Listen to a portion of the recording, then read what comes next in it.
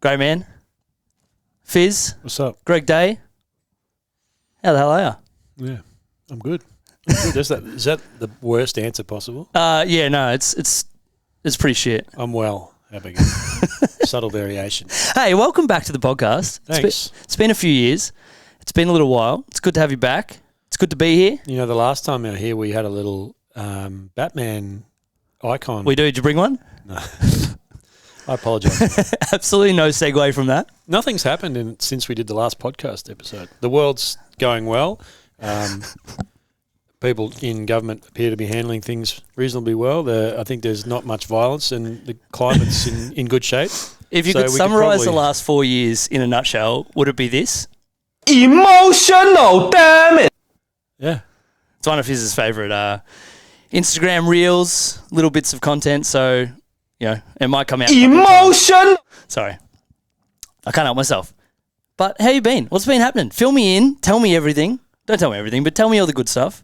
Well, narrow it down. Narrow it down. There's a lot of categories of the world. There are. All right, so here's how I want to start. We haven't done this for a while. The Virtus family, you know, just because of the world spins, people move on, people come in. The Virtus family looks a lot different now to what it might have 2017 when we first did this. Yeah, I still haven't met a large number of the new people, and lots of reasons behind that. I'm not always down on the floor, and they haven't met me, and so.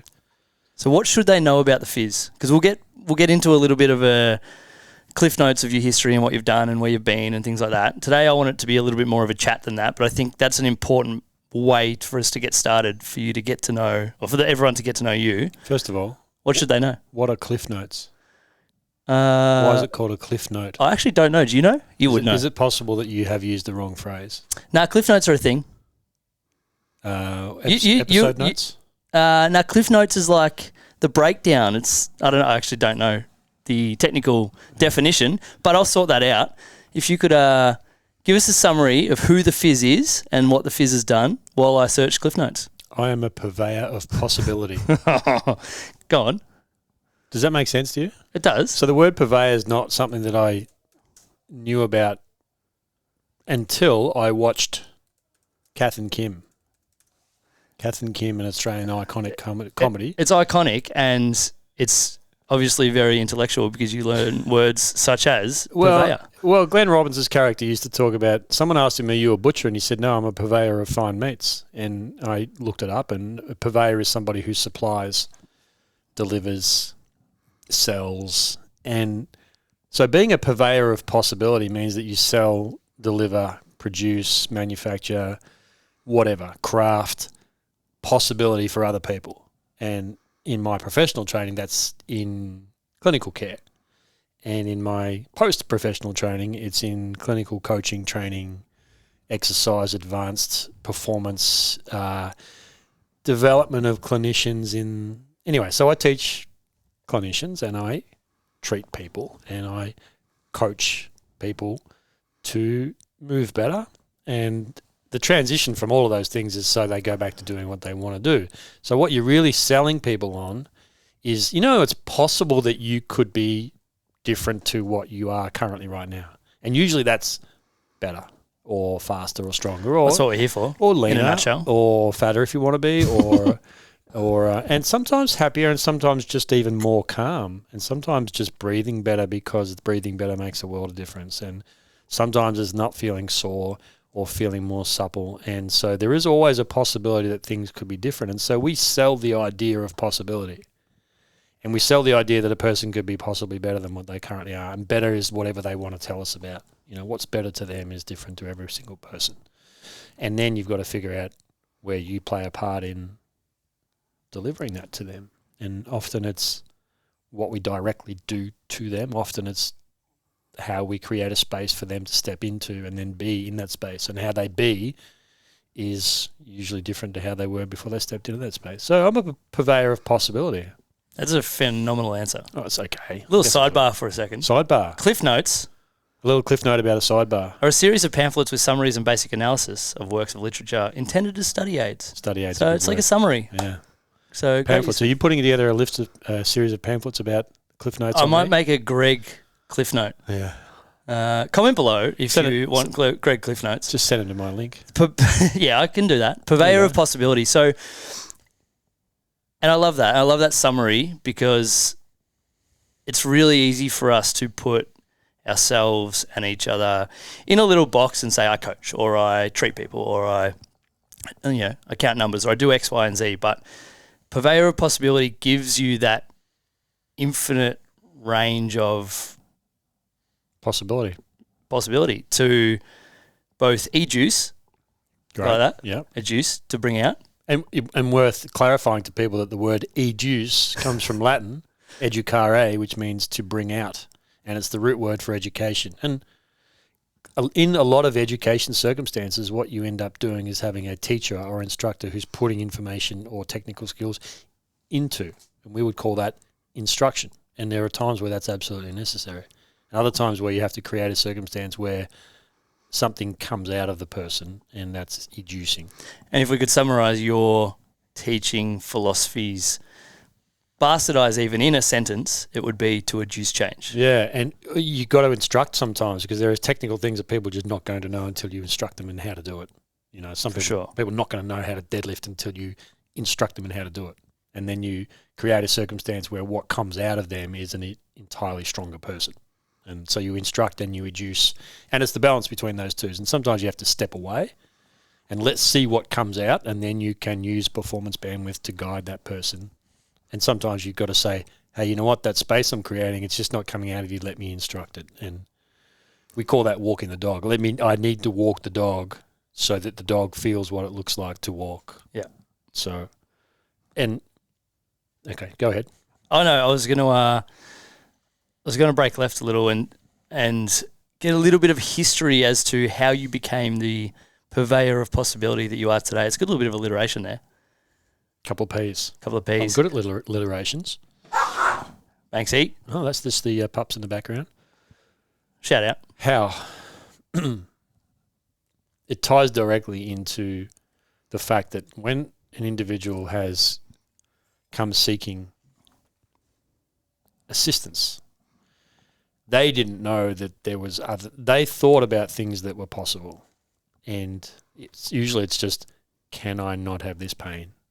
Okay, and when I was not able to do that for them, I would consider myself to be not as good a purveyor of possibility before I even used that phrase, as I should be or as I want to be, and that becomes a source of high stress for a professional person who's spent a lot of money and a lot of time putting yourself into the category of someone whose job it is to do that.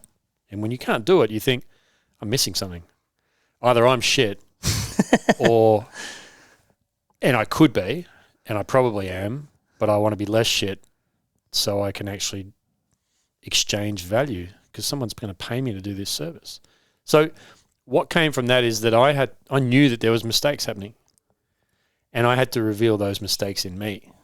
Because here's the thing, if I revealed the mistakes in me, I had an opportunity and a possibility. I became a purveyor of possibility for myself to change those things, to make less mistakes so that when somebody came to see me, I would be able to reveal in them the gatekeeper that's holding them back from achieving their possibility.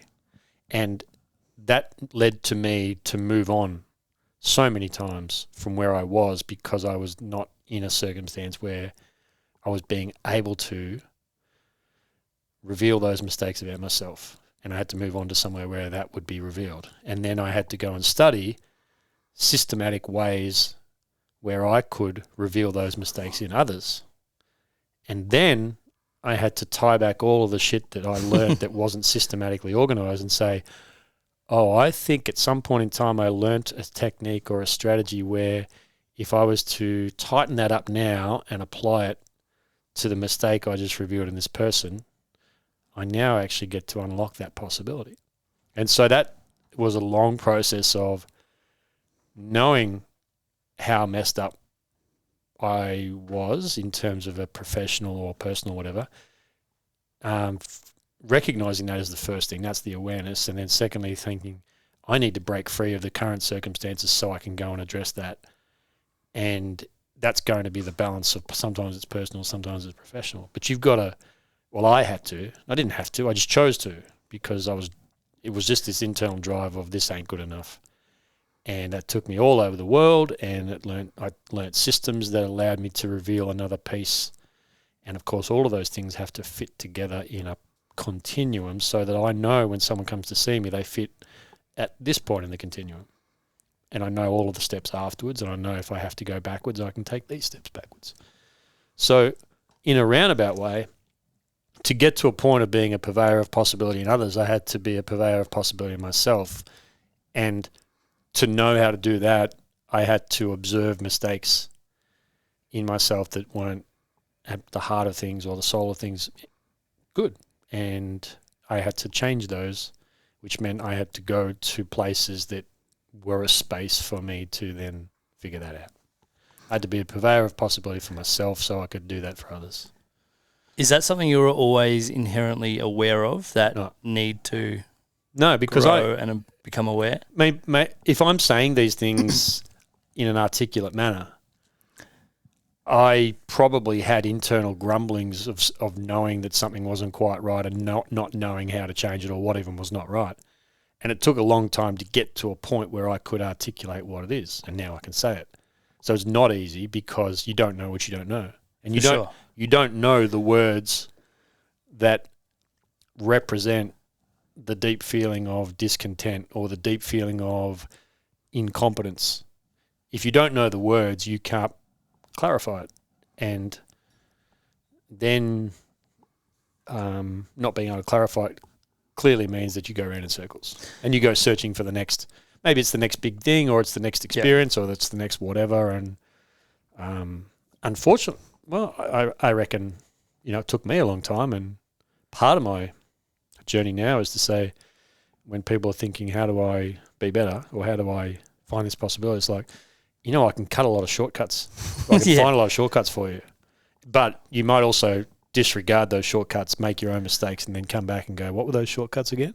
It is a fascinating part of the human experience that everyone, we think, like, we're unique in our own special snowflakey little way, but at the end of the day, every problem we've been through, someone else has been through it in some way, shape or form. But there's almost part of that experience has to be experiential. We have to go through it ourselves. So what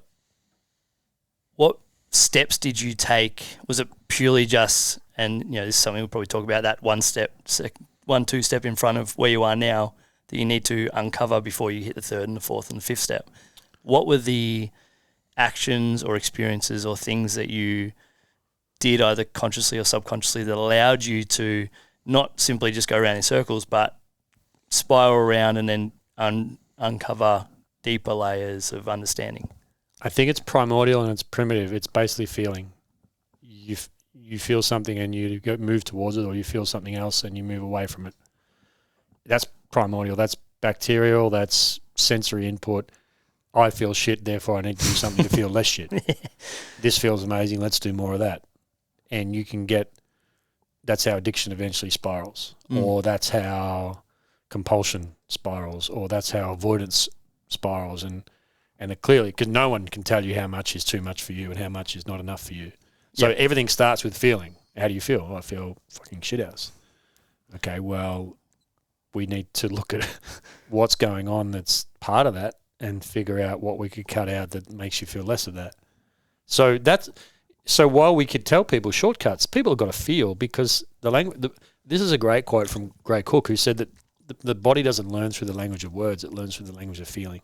And so, as a purveyor of possibility, you don't help somebody simply by your words. You help them by creating a circumstance where they feel. And Dr. Maya Angelou said it brilliantly. People don't remember what you say or do for them, but how you make them feel. And so the personal journeys that people go through is really about experiencing feeling. And then the great part about a community like Virtus is sharing those feelings with others so that you get to hear your own words, because that comes back at you. And other people may, if you let them and if you ask them and if you want them, be able to assist you to get more of that feeling, or to, support you when you're trying to figure out the stuff you want to get rid of that doesn't feel less of the bad stuff. So in terms of asking me, how did I initiate that? It was all started with a feeling, hooked on a feeling. If we had a soundbite for that, that would have worked well. Just good chucker. If you gave me a little bit of time, I would have nailed it for you. I'm into space time and different dimensions, so let's fold a bit of space. And how many dimensions are we going to explore today? I've actually worked out. I think I understand 6 dimensions, and I reckon there's 9 or more. I'm not quite. I think I understand 7, 8, 9, but I definitely understand the first 6. But that's for another podcast. Yes, and let's quickly talk about the first 3. Go on then. Height, width, depth. Mm-hmm. Okay, so 3 dimensions on an axis, and the fourth one is time. Mm-hmm. We won't go any further than that because so fourth one is time. I think I understand 5 and 6, and I think I understand. Just for the people playing at home, what are 5 and 6? No. Next time. All right. So today's purely a 60-minute podcast, so we don't want to, I guess, delve into other dimensions because we may lose track of space and time. Oh, so what you did there. Do you like that? Yeah, you slotted that in. Like a glove. He hasn't heard that before. He just saw that it was written down. So very good from you. Have some water, by the way. This is your weekly reminder to drink some water. It's clean. It's cold. Now that's what I call high-quality H2O. Just making the world better one mouthful of water at a time, right? Yeah, one soundbite at a time.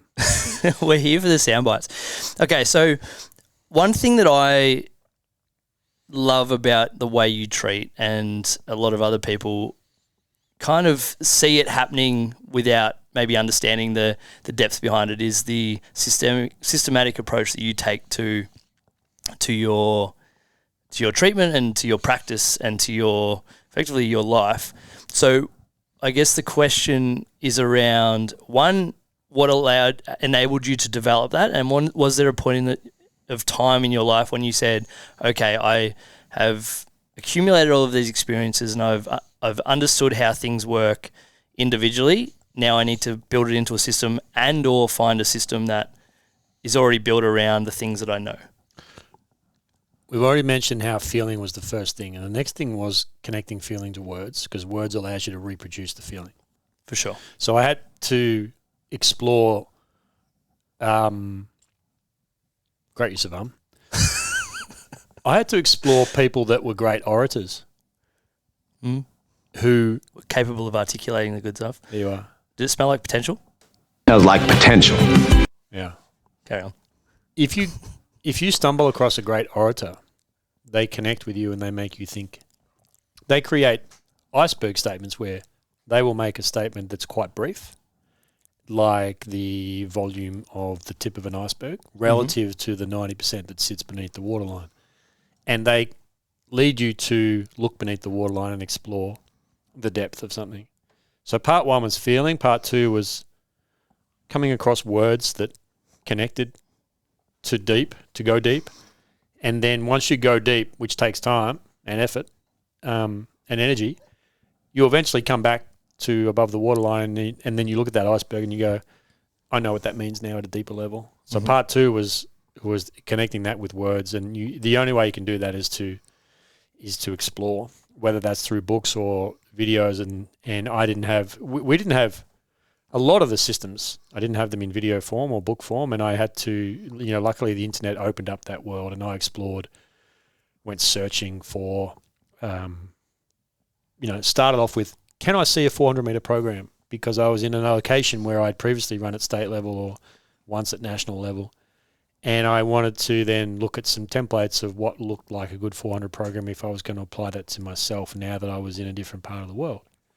And I stumbled across a couple of coaches who said, hey, you know what, before we do any of these programmings, we do a particular movement screen. And it's called this. And I've gone, oh, that's interesting, because I also had been doing some assessments with track athletes, and I'm interested to see what somebody else does. And what I saw was so much better than what I was doing, and that was connected to me by words and some visual. And then I thought, well, I think I need to learn what that is.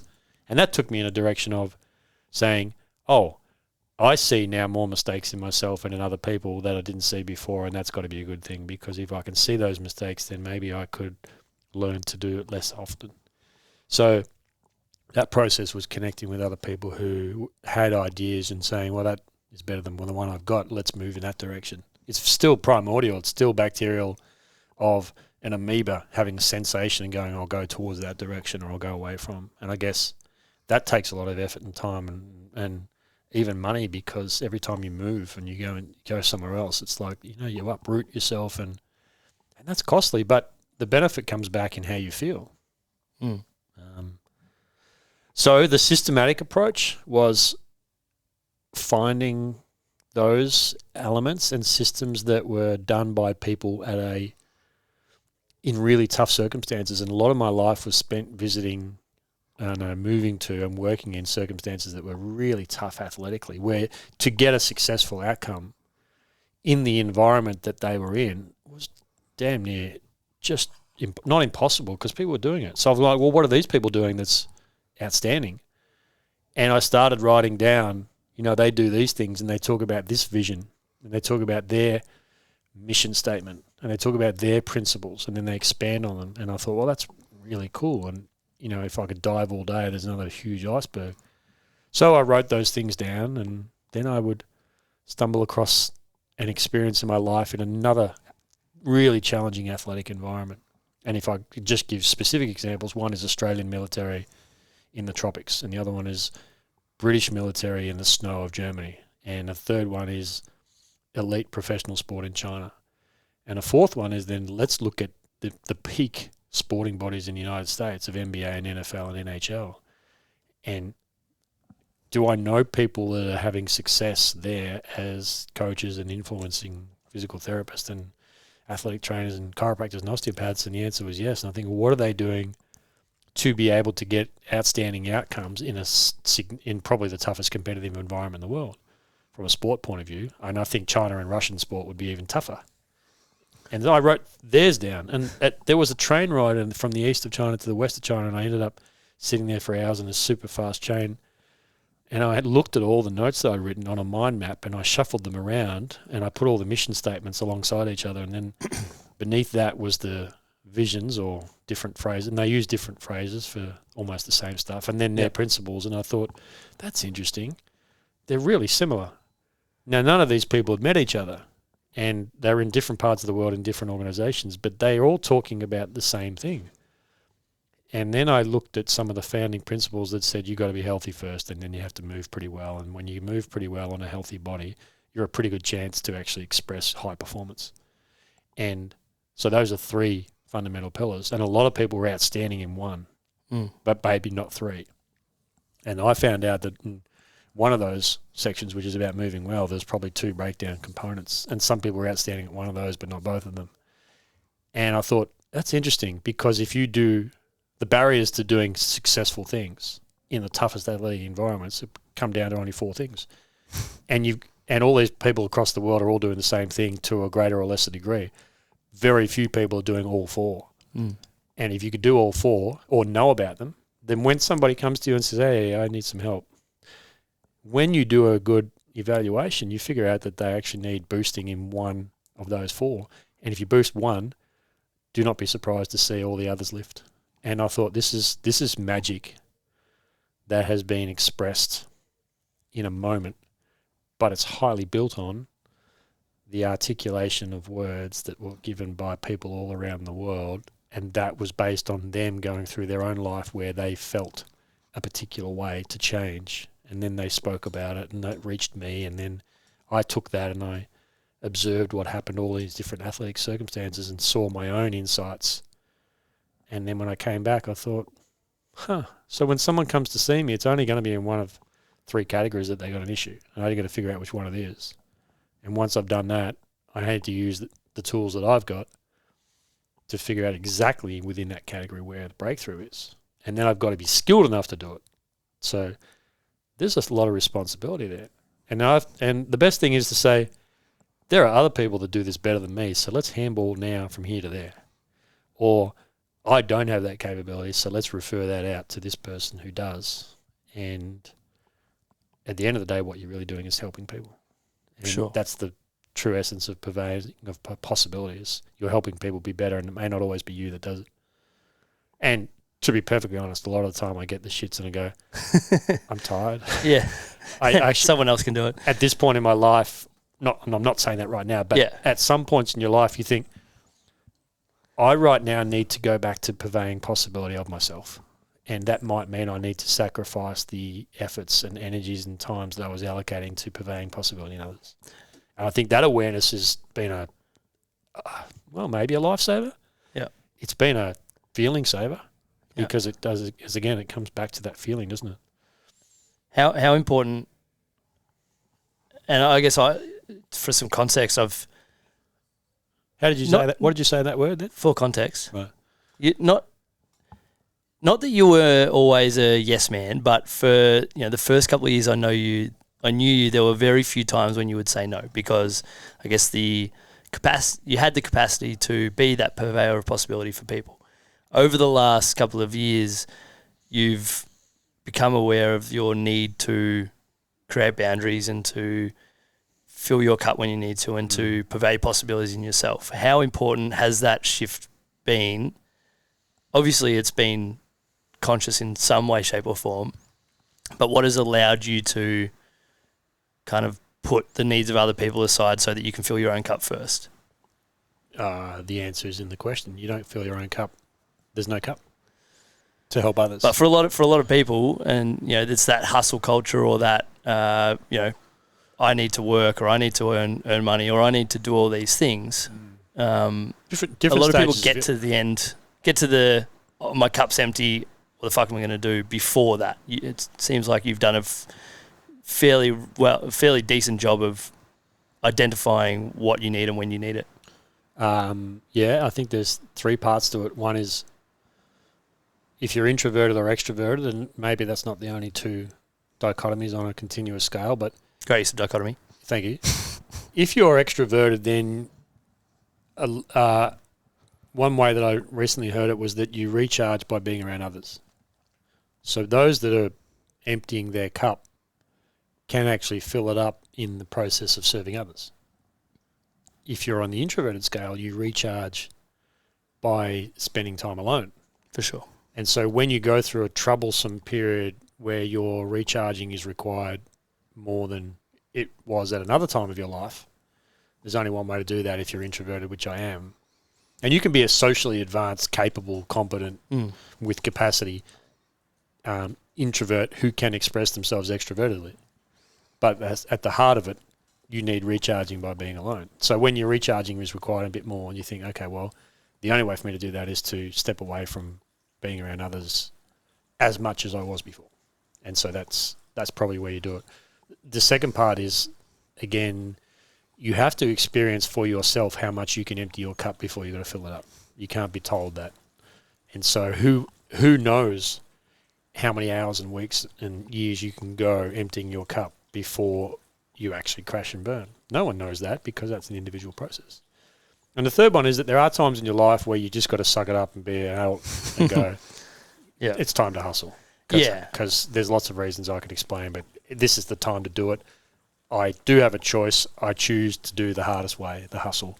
Yeah. And you know that at some point you're going to be able to take stock and refuel and Sure. refill your cup and effectively go again. And there'll be no shortage of people who'll give you advice, free advice. Oh, yeah. And here's a great Stop experience. giving unasked for advice. Unsolicited. That's the word I was looking for. And if I've learned anything, it's that advice is like arseholes. Everyone's got one and they stink. Or they can stink. There's some good advice out there, and I think we're going to... I said they can stink. They can stink, yeah. We're going to get some today. Just for those listening at home or watching at home, it's just started pissing down, and I'm not sure how this is going to go. Should be okay now with the mics here, but if you... The noise of the outside rain is not really coming through the noise cancelling headphones. I don't think so. So I think we should be okay. But should be fine. if just close your eyes and just think you're under a waterfall or something. I've lost my train of thought. What were we talking about? We're talking about how do you know when you're emptying your cup and yes, and your barriers around saying no. Practices. When you feel as though your cup is getting empty, what are your actions, practices? One is quiet time. You have to schedule it. Maybe you don't have to schedule it, but I schedule it. Improve sleep quality, and that sleep quality is not automatic. There are some things that you've got to do, and now they're just habitual for me. So you can get the quiet time in the sleep. But you're getting a quiet time when you're awake is just as important. And then what you do with that quiet time is the personal choice. And on occasions it's meditation, and on other occasions it's a meditative practice of movement, which for me, currently, it's riding a bike. Prior to that, it would have been walking with the dog. And clearly all of these things have got different benefits rather than just quiet time. So there's quiet time and there's sleep, and then you've got to feel good. So really, a lot of the times it's like, what can I do that makes me feel better, feel good? So as a result, my cup is charged. And sometimes you think, okay, I've done my recharging and I've done some meditation and I've done some quiet reading and I've had a cup of tea and I've turned all music off and I've just listened to the rain. And now I have to go back to the thing that drove me into that quiet hole. And I think, no. This is not just going to be a better time in my life because of the things that I do to recharge. It's also going to be a better time in my life if I actively stop doing the thing that forced me to need to have the extra quiet time. And that's the whole concept of, if you love what you do, you'll never work a day in your life. And so you've got to find ways when you're hustling, because that's needed, to also look for those moments of greatness. And usually when it's tough, if you start with a smile and a question of how can I help you, you're not in work anymore. You're in a moment with a person where they will smile back, usually because it's contagious. And the how can I help you is you opening the door for somebody to step into a space. And then you think, I'm actually pretty good at this, so let me listen to what you're saying. And as I'm listening, I know you're going to fit into one of these three categories, and then we'll dive a little deeper.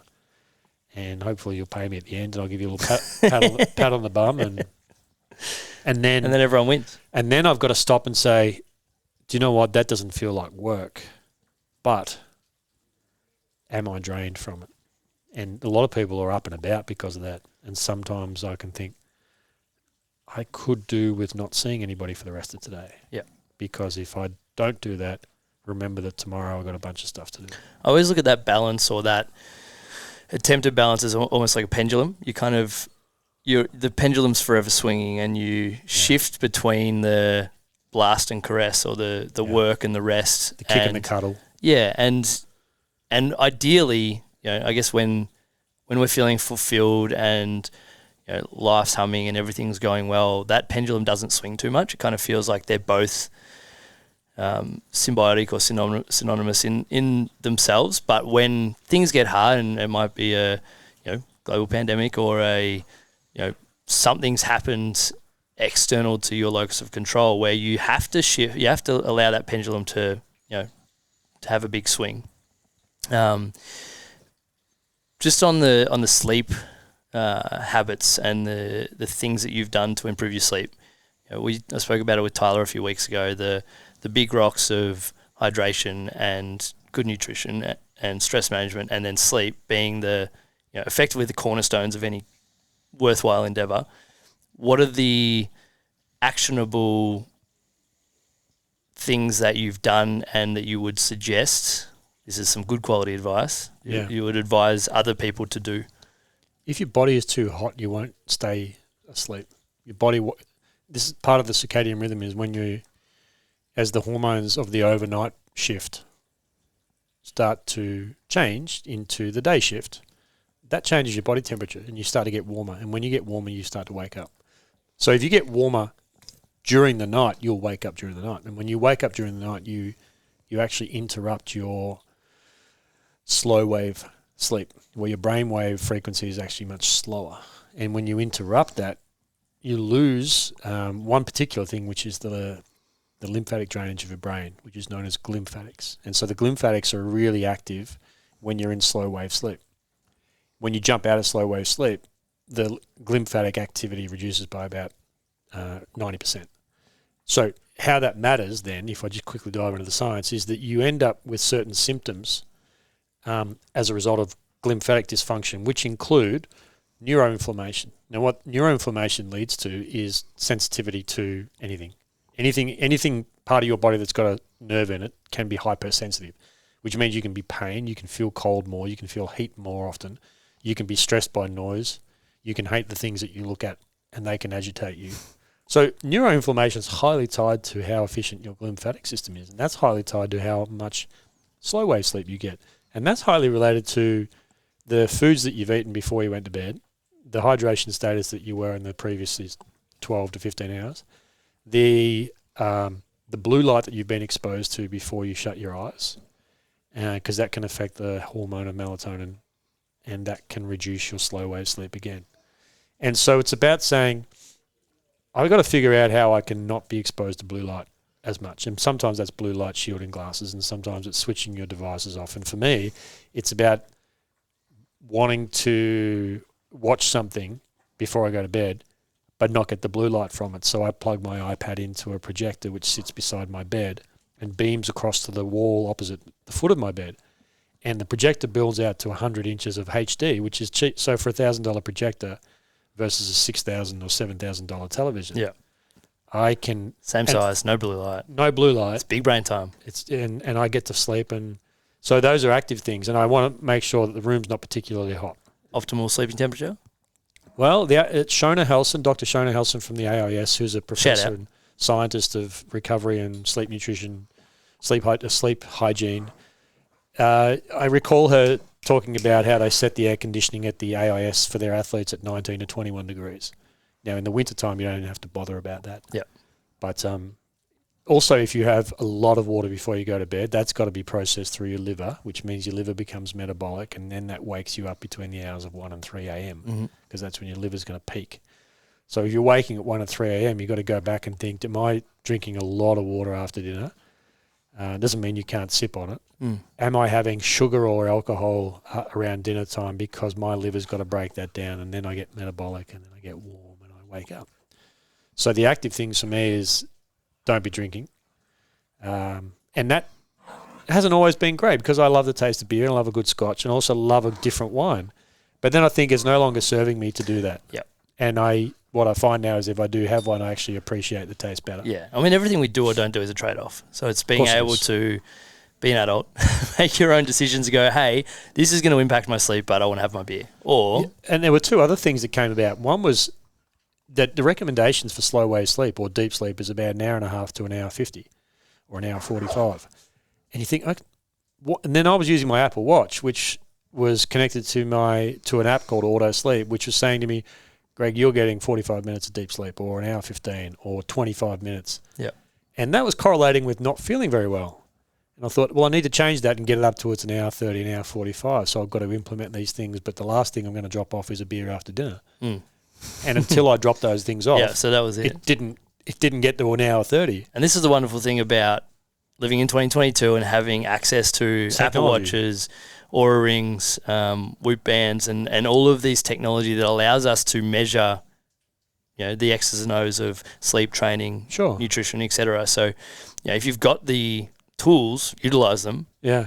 And learn to understand what these things are telling you. There was another thing as well, which comes back to the heart rate variability. There's apparently over 20,000 studies in the PubMed library that relate heart rate variability to health. And what a heart rate variability, for those that don't know, is, let's say you and I are both sitting here because we're chatting and we're up and about and the dogs are barking. Get around them. Let's say we're on about 70 beats per minute. Let's call it 60 because it means 1 beat per second. If I'm beating at a very, very regular state, such as beat, beat, beat, beat, beat, we would say that there's low variation. There's almost no variation between the beats. Yep. If you're 60 beats per minute and you're beating along at beat, beat, beat, beat, beat, beat, beat, beat, then you've got a high variation. Now, both of us are still getting 60 beats per minute. Well, the research is pretty clear that says if you have high variation like yours, your heart is in a particularly healthy state and your sympathetic nervous system is currently suppressed, and your parasympathetic system, which is related to being recovered and regeneration, is the dominant state. So for as long as I've had this Apple Watch, perhaps the past year, my heart rate variability has been well below the lowest minimum standard. And I look at it and I think, that's interesting. And I put in place practices that were about flipping me out of a stressed state. Things like meditation, regular walking, which can be meditative, hydration better, nutrition better, and gradually figuring out that I wasn't doing enough cardiovascular exercise. Low steady state walking was not enough. Yep. And the beer or wine or whiskey that I was drinking, I'm not, sometimes it was like I feel relaxed if I've got that. And surely that would be parasympathetic. And I thought, well, maybe I'm wrong about that. Yep. So why don't we figure this out? And then it's taken a significant training block of cycling at various intensities and durations as I prepare for a 5-hour mountainous ride to get to the point where my heart rate variability is starting to elevate now into above the dangerous state. And I've had ECGs, and my resting heart rate overnight gets down to 50 and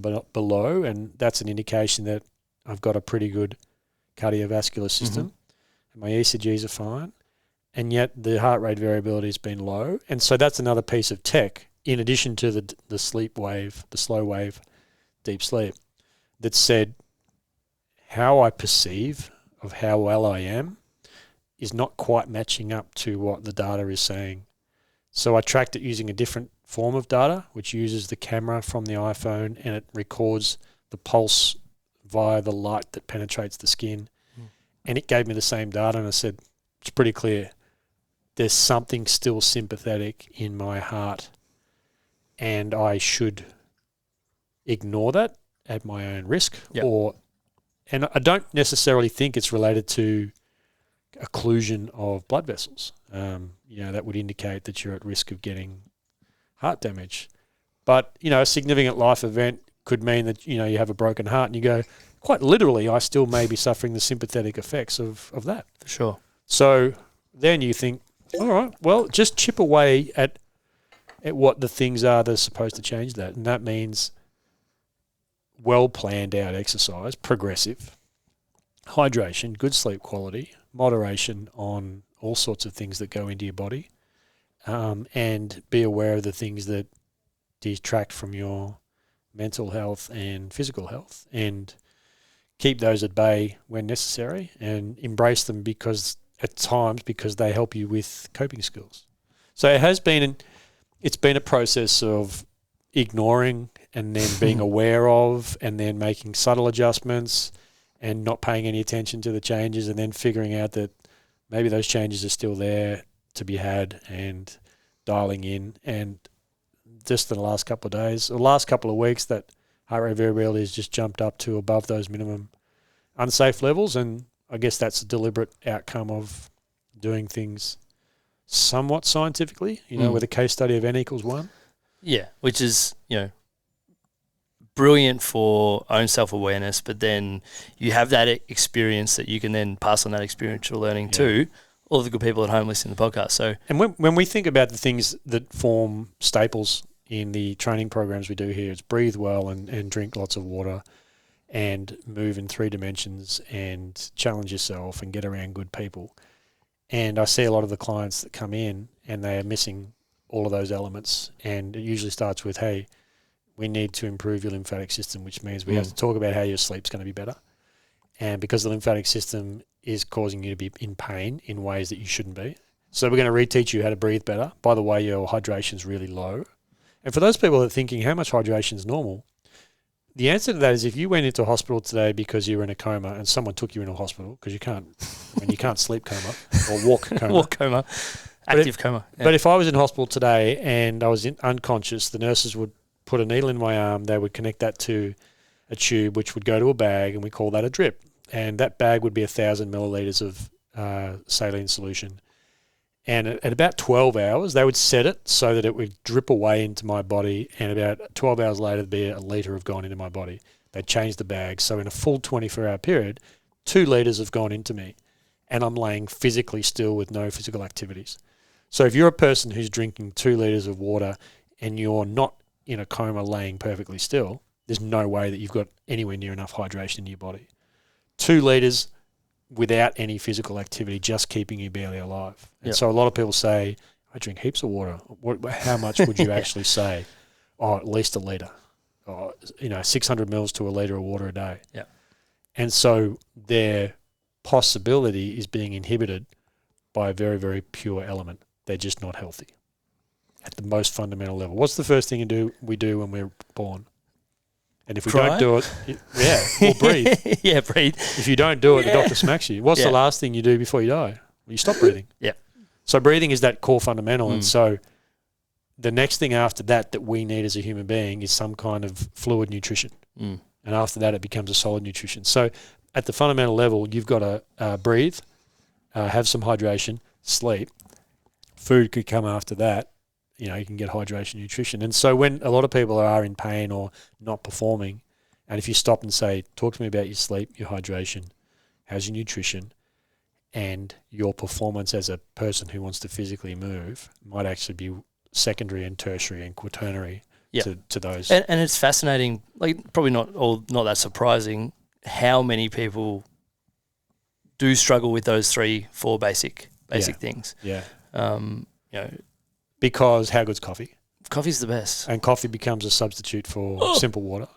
How good's getting up early for a 4:30 training session because I've got to get the train from where I live. Got to do 17 So it's other an hour's things. commuting because they want me in at 7:30 because the office hours now is extended by 12-hour shifts. And I've got to go and do sport because everyone says that's pretty good.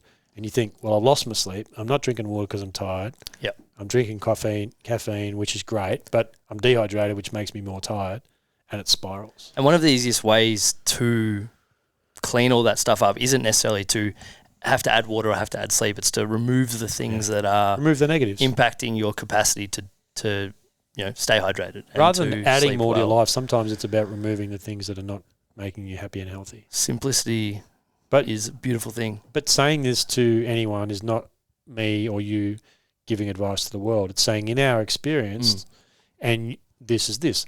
And you might find that if you explored the world, that a lot of people are saying the same things because that's their journey.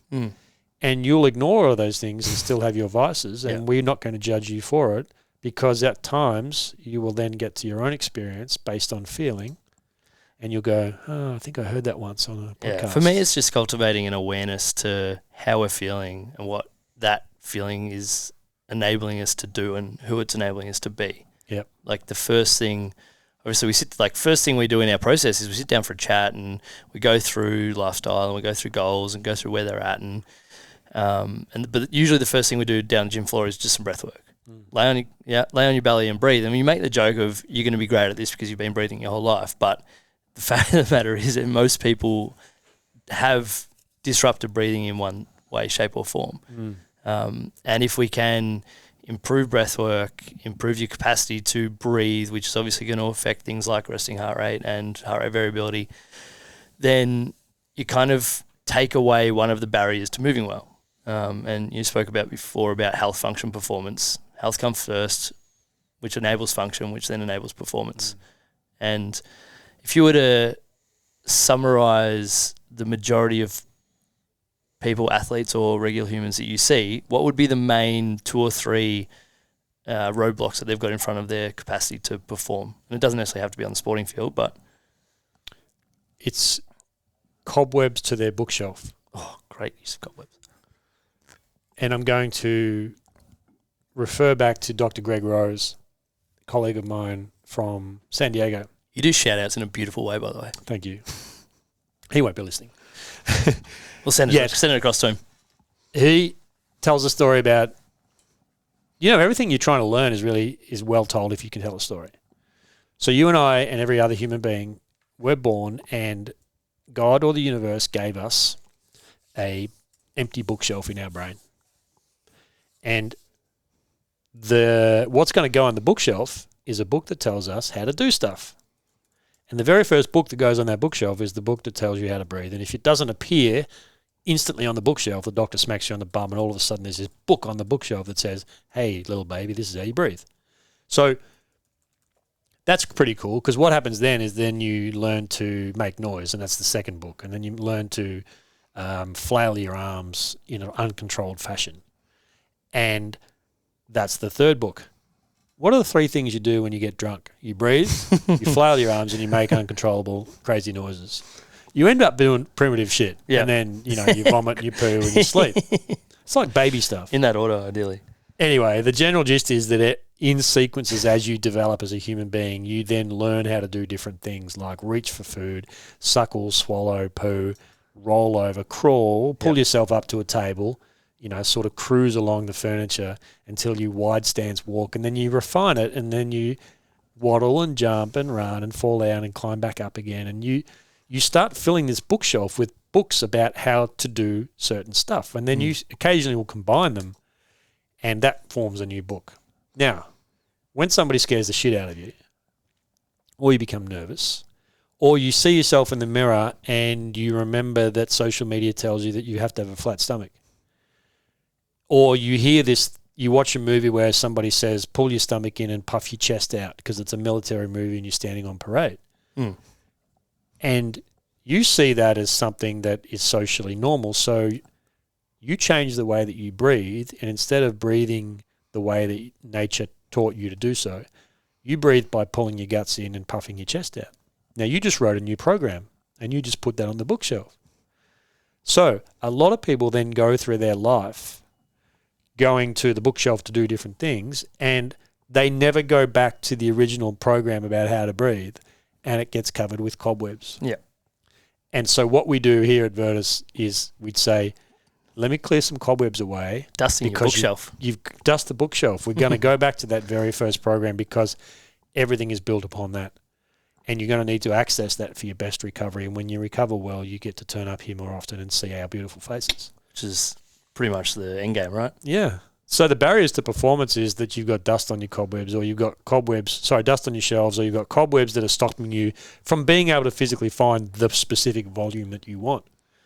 So when you and I step back, we see other people's bookshelves and we go, you've got access to the stress breathing, but you can't find the other one. So I'm going to dust that away, because if we do that, we're a chance to see you run faster, because you'll recover better and you can do more of the good training we want. So the barriers to physical performance are bad energy, blocked energy, leaked energy, and deficient energy. And bad energy is being in pain or toxined or inflamed or scared or mentally unwell or unable to access the breathing patterns. And the blocked energy is that you're too stiff.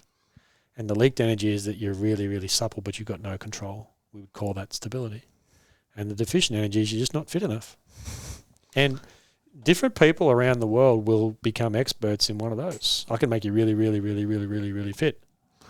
But I think if you put that program upon somebody and they don't get really, really, really, really, really fit, there's something missing. It's not their fault and it's not your program. It's just that was the wrong starting point. Yep. And if you unlock one of the other three, you'll find that same program has a better income, because the nervous system says, oh, thank you, I can actually now hear the things that you're telling me. Yeah. I mean, the best summary or the best example for that is just take the handbrake off before you drive the car around the racetrack. Hey. And here's the thing, is you can drive a car around a racetrack with a handbrake on and you'll still get around. But then you say, can you help me get around there faster, and can you build me a bigger engine? And I go, I could, but you could just take the handbrake off.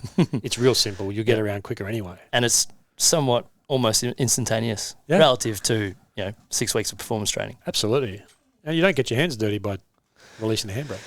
Yeah, it's easy. Just go see the Phys and take a deep breath and have some water once in a while. Let's get your handbrake off. All right, we have about 6 minutes left. Okay.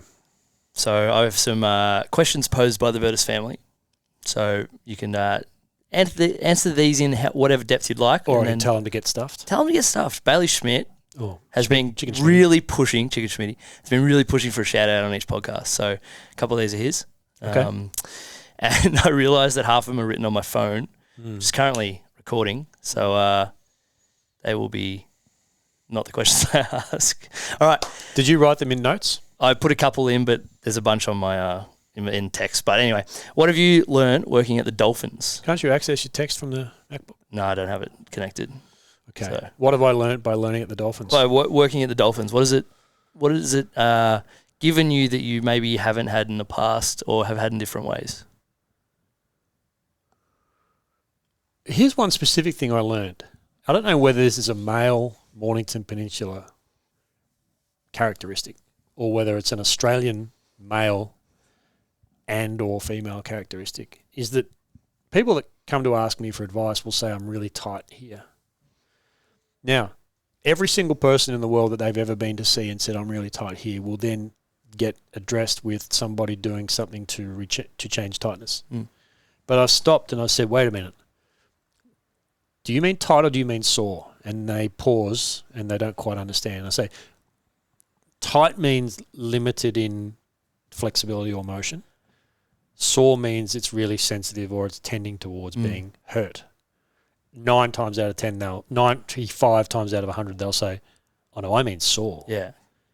And because of that difference, you now address it differently than if it was just tight or restricted. Because tight or restricted is let me rub it, manipulate it, you're going to stretch it, you're going to change the behaviour of the tissue. But the sensitivity of the system opens up the possibility of, did you sleep last night? Absolutely not. What's your hydration? Horrible. Yep. Okay, that foam rolling will not work. Neither will the treatment that I give you. So one of the things I have learned is that maybe in Australia we have a phrase called, oh, that's really, really tight. And it's causing people to not really get improvements because tightness and soreness require different pathways. So I guess I've become more aware of that because of the volume of people that I'm seeing in football down here in the peninsula. Yep. Whereas my previous batch of athletes prior to that were Chinese, and they had a specific word that was very different between tight and sore. Yep. And they would use the right word. So they were capable of articulating the difference. Yeah, whereas here, tight and saying it with a grimace, oh, that's really tight. Yeah. It was a colloquial way of saying, I'm really sore. Yeah. Whereas the tight word triggers, let's do some massage or... That's interesting. Yeah, that's interesting because like as an athlete and a coach, you learn the different terms and the different ways to articulate feelings, but I guess it's probably lacking general awareness around what the difference is. And it's important to call a spade, but if you don't know the shovels exist, you're probably just going to call it tight. Yeah, we've got a lot of tradies out there and they know what the difference in a shovel and a spade is, but they... Smaller and flatter spade compared to a shovel. And squarer. But tighter and sore is not a word that people have known. Yep. And one thing to note is that when you're triaging a whole bunch of footballers in an hour before they go to the team meeting and then go out to training, and they've had 3 days of wallowing in their soreness since the past game before they get to see you, is that you feel the tendency to just prescribe quickly. And when they say, I'm really tight here, if you stop, pause, take some extra time to deduce or educe or induce what specifically they're talking about, that little bit of extra time will direct you in the right direction. It saves you a hell bunch more than if you just go, right, everybody who's got tightness, go and hit the foam rollers, because that's not the answer that people need, and it's not what they're asking for. Because they may be saying in a word that's not quite correct, but it's being mistranslated. So that's one thing that I've learned. The other one is that, the Dolphins have got a resting motto, which is that good people make good dolphins, and good dolphins do good things. Which we love. We do love that, and it's similar to the Virtus motto. And then it fits in with this other characteristic, which is that the standards you walk past are the standards you accept. And it is a challenging circumstance when you're in professional sport or semi-professional sport, is that we want to set standards for behaviour and want to set standards for performance success, but on occasions we have to relinquish those standards just because the simple resources that we're dealing with mean we're going to find a shortcut. We're going to have to accept something lower than what we ideally would like to accept, because at this point in time we just don't have that choice. We don't like some of the behaviours that these athletes are undergoing for lots of different reasons that sometimes is not voluntary. And if we draw a line in the sand and say that standard is not acceptable, from my military background where I was not a military serving person, but for 7 years I worked in England, Germany, Australia, in different states of Australia, if you were beneath the standard, on occasions that would be disciplinary action and you would be left at home, and that could be you're dropped from a football game. And that happens across all sports. But on occasions there are reasons where people will still drop standards and you go, on this occasion we're going to choose to ignore that. And I guess that's a metaphor for life, is that we have our own rules about what's acceptable, and then we break them because for some reason it's no longer as important as we thought it was once before. And you know this as well as anybody, is that sport is a great lesson in how to live because of the experiences that you have, the people that you meet, and the challenges that you come up against, and whether they be individual pursuits or team pursuits, you're effectively learning how to navigate the world where the world tries to knock you over. And so I guess I've had a lot of reinforcing lessons in the Dolphins and some newer ones. Thanks, Chicken Smitty. Good shit. That wasn't his question. His question is this one. What has been the most challenging and or most interesting injury you've rehabbed? Helped to rehab? Who'd you fix? Challenging and or most interesting. Yeah. Can be multiple injuries. Challenging. One that comes to mind was a female athlete from China who was involved in the sport of wushu. Wushu means kung fu. It's like kung fu, but in China they have a combat version where it's one-on-one, or they have a dance version where it's one person doing kung fu style wushu moves in an artistic expression. And in the artistic version, or the dance version of combat of wushu, these individuals would jump and leap in the air, spin around, and then land. And they always only landed on one leg. And so they got a significantly stronger one leg. And they would land in a pistol squat and bounce out of again. It's the strongest, most athletic things I've ever seen. So I had a girl there who ripped cartilage, did an ACL in the knee that she was supposed to be landing on for her future career. And there was no way that this cartilage was ever going to be repaired because it was degenerated all the way to the bone. And all I'm being told was, you have to make this person stronger, and her job is to leap from great heights and land on this leg in a full knee flexion on one leg and bounce out of it. As you do. And I don't want to be the purveyor of improbability, but it was impossible in my eyes that this person was ever going to return to that sport. That was challenging because that's somebody's life. And she didn't choose to be that, so somebody else chose her to be that athlete. And as a result of not being able to do it, they were just going to discard her. That's really hard to see. So that's the most challenging. From an interesting point of view, there was a girl who popped her knee in a World Cup volleyball tournament, and the reasons that she popped her knee was related to a single leg landing. I say popped it, she did her ACL. And I think there was probably 4 or 5 other reasons that her local people had not seen to, which is a shoulder pain, a thorax restriction, a lower back pain, a hip restriction, an ankle restriction, an ankle pain. And if you don't do anything to those other areas, there's one thing that will collapse, and that's the knee. And that's what happened. And so she would have been rehabbed afterwards in a hospital system where they would have just done quad strengthening to get her ready. Just looked at the knee, yeah. And that's challenging. It's interesting because of the things that you can address to avoid that happening. And that's what you do in physical preparation and movement prep, is try to hit the big buckets that are stuck, try to develop control on the ones that are likely to be sloppy, and put them all together and integrate them into whole body patterns. And that's interesting and it's challenging. Love that. In 20 seconds, summarise access bars for us. And before you say that, before you dive in, we will talk dimensions on further podcasts. Okay. So I got 17 seconds now. 12. Probably 12. It's the greatest. It's the best head massage you've ever had, or it'll change your life. Can confirm. Good. I love that. Get around access bars, by the way. It's phenomenal. We'll get into the quickfire 30 in a moment for a separate episode. But Phys quiz, can you bring it back? Yeah. People want the Phys quiz. There's been a couple of people who have asked for the Phys quiz. Of course they do. So can I outsource it? So, yeah, you sure you can. I'll license it out to people. Yeah, I'll throw a bunch of Phys. It's not the same though. No, it's never the same. Maybe I'll just do appearances during VGT, VADs. Yes, that would be wonderful. Do you have a quiz question for us while we're here? Yeah. How does NASA organise parties? They plan it. And on that note, Greg, it's been an absolute fucking pleasure.